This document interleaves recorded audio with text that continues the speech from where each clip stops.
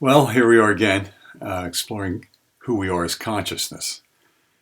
In today's talk, I want to bring your attention to the fact that consciousness itself is contentless. There's no content to it. But we, you and I, every day, fill that consciousness with all this content. And in itself, when it's contentless, you could say that it's complete contentment in that contentless place. So like in deep sleep, when there's no content, we have no recollection of deep sleep because there was no objects, no content to focus on and to recall. All we remember is, I slept beautifully, or I slept well. So in that space, that silent space of awareness, objects appear all day long. And so once we are awake in the morning, before we know it, our consciousness is filled with one thing after another.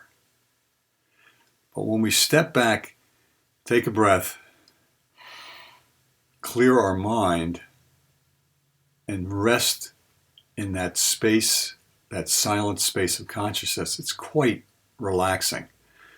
So I wanted to give you an example of being aware in action. I was in a basketball game back in college, and I was in what you would call the zone, or in a state of flow. Now, it was different than my first experience, which took place in high school, where I was just making shots mindlessly, really, almost just as Fritz Perls would have said, lose your mind and come to your senses. And I was in my senses. I was making moves, doing what was required in the moment, but I had no recollection. So that at the end of the game, I had no idea that I had done something I'd never done before or after that, which was outscore the other team by 1 point. It turned out I had had 44 points to their 43. And we only won by 6 points, which left one other person who had scored. But it wasn't like I had hogged the ball or anything. It was just a flow. But in college, this game, I scored half of that number, but we won the game. I was the leading scorer. But in this game, it began kind of interestingly. It began with coming down the court, and the leading scorer of the other team made a nice move, went in and scored. And as we came back, I found myself feeling a deep appreciation. I felt myself just really thinking that was a nice move. So I said to him as we passed the half court, I said, nice move. And he was kind of startled. And then I came down the next time and I went under the basket and did a reverse layup on him. And he complimented me. So I had a sense at that time of what it meant to love thine enemy. That your enemy, your opponent, can bring out the best in you. And you can actually appreciate that. So that was kind of what the beginning of my awareness of that game began with, that moment. And then I began to find myself, at one point, there was a point in which I felt I was about, part of my awareness was 3 feet above the court. And in that space of 3 feet, there was no sound. It was silent and it was spacious. It was like a real breath of fresh air. And I noticed, I had a sense that nobody else's awareness was in this space above the court. And at that point, I began to feel like I had a chance to choreograph and orchestrate the game. And we were very evenly matched physically. So this gave me and my team an edge, my being in that, be able to be in that space, which was kind of an observer, identified completely with consciousness as a contentless, empty space, and my mind focused in the game as a body mind, making the moves I needed to make and so forth. But it took the form of my narrating, as our mind does all the time. It chatters away. But in this case, it was a focused kind of presenting okay, this time I'm going to come down, I'm going to take this shot from here, next time I'm going to do that. And I had myself kind of in this narration self-talk, which obviously, if I were to really have to say that in the moment, in time, so many things could have happened in that split second, in a split second while I'm saying, this time I'm going to do this. So I began, in retrospect, looking back to see that there's a part of me that was in that 3 feet above the court that was outside of time. That's what we've talked about before in other of these presentations as the witness of our mind, the witness of our body, the witness of those elements moving around. And so in that first person knowing element of every experience, that spacious awareness, that light of consciousness was lighting up the court and lighting up what everybody was doing. And I was having a sense of my mind being like a magnifying glass or a lens that I could shine in whatever area needed to be focused on for the next result. So, for example, as the game went on toward the end, we were very evenly matched, and there's a minute left, and the other team was up 60 points to our 59 points. And so I said to myself, this is an example of the narration. So I said, okay, this time when they come down, I know they're going to start their offense and pass this to the right, and then they're going to bring the ball around. And I'm going to pretend I'm tired. I'm going to put my arm down and act like I'm tired. And then I'm going to dart out, knock the ball down, and take it down to the end of the court, lay it in, and we'll be up by 1 point. And exactly what I did. Now, in retrospect, this self-talk, this focusing of consciousness like the sun. Remember, as kids, some of us took magnifying glasses and held the magnifying glass to catch the rays of the sun and put it aim it toward a leaf and burn a hole in the leaf. Now, same kind of thing, that our mind is like a lens for the light. Think of that, a lens for the light. In fact, as a little aside, one time I was wondering about when I was beginning to do Reiki healing, what part does the healer have to do if it's really the energy, it's the light, the healing light, in a religious sense, God, if you will.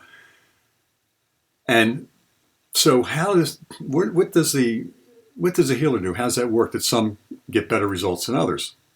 Just like somebody can hit the side of a barn and other people can make baskets effortlessly.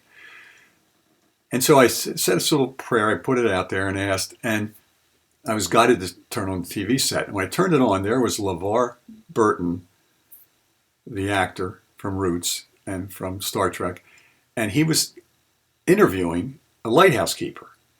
And I was almost thinking, this is ridiculous, I'm turning it off. But I left it on, and at that moment, the lighthouse keeper said, the lighthouse lamp is composed of the bulb and the lens does all the work. Now, the lens is what shines, what direction to put it out to sea, to what area the ships are coming and going. And the bulb's shining all the time. So that gave me the sense that our mind is like a lens for the light. And so in this game, my mind was clearly a lens for the light, and I was focusing on what needed to be done. And I was in this place of, as I said last week, from the Super Bowl, that commercial for Michelob said, did we win because, are we happy because we win, or did we win because we're happy? And that place, that contentless consciousness and consciousness itself, bereft of objects, is a contented place. It's peaceful. There's nothing, as an analogy of the space of room, there's nothing in the space of room to bother it, to disturb it. There may be objects, but those objects do not touch it. It touches them, seemingly, but it's not affected by them. So you can do what you want to the space in the gym, And nothing happened to that 3-foot space that I was kind of aware of, where the sound of the crowd was going. It was just peaceful. But accessing that contentless consciousness and then funneling it down into my body mind to play the game was a different kind of zone. There was a flow to it, an enjoyment to it, an appreciation, which I had for the opponent who brought the best out of me. So I was a leading scorer, but that wasn't the significance of it. The significance of it was I felt like a choreographer and a orchestrator. And it was fabulous. Now, we can use that model of kind of the participant and observer split in our daily life in dealing with stress. So the boss yells at you, you have in an instant want to strike back, but you access that contentless consciousness and for a moment witness what's going on and make a choice as to what you will say or do consciously, and living consciously from that ever shining light, like the sun, like the sky of consciousness, shining on what you're facing. Now, I like drawing upon these poems from Shabkar, the Tibetan Buddhist from another century. And just let yourself feel these words. In the vastness of the sky, without center or edges, the sun shines, illuminating all things without choosing. This is how you should help all beings. Now, as a little aside, that's the position that the famous Dean of American Psychology, Carl Rogers, said we should do therapy. As we're sitting with someone, there should be empathy for their point of view. There should be a genuineness in touch with ourselves and an unconditional positive regard, a non-judgment place. In fact, on my brochure, when I first opened my practice, I quoted from another spiritual teacher who said, by watching ourselves in daily life with the intention to understand rather than judge, in full acceptance of whatever may emerge, we encourage the deep to come to the surface and enrich our life and consciousness with its captive energies. This is the great work of awareness and the door to freedom, clearly inner freedom. Now, another poem, reflect upon this poem. This is Shabkar. One must remain in the vastness, alert and lucid, letting one's gaze encompass the infinity of the sky, as though seated on the summit of a mountain, open to all the horizons. That's that place, that contentless consciousness, that contentment of the contentless consciousness, that spaciousness. And here's another one of his poems that, again, illustrates the same point. Sky, empty and luminous, beyond all attachments, remains. Me, the setting sun, resplendent with light, will not remain at all. I pass behind the western summit to reappear again soon above the mountains of the east. In that, you can see consciousness as the sky, just there. Choiceless awareness, actionless awareness. And the body-mind, that portion of consciousness identified with the body-mind like the setting sun. It's moving, but the other remains, whereas the other one passes over the western summit to reappear again soon above the mountains of the east. That is clearly a reference to that portion of us, that embodied soul, going through this life experience and perhaps coming back again for another round. So this week, when you have a chance, take a breath and remember, breathing in, the peace of my spirit, as you exhale, is just a breath away. And so you can use that participant observer model and see where you can apply that this week, so you can learn to remain firmly rooted in the paradise of your true nature, whose essence emotionally is love, whose essence mentally is peace, and whose essence physically and energetically is joy. So have a great week, and I'll see you next week.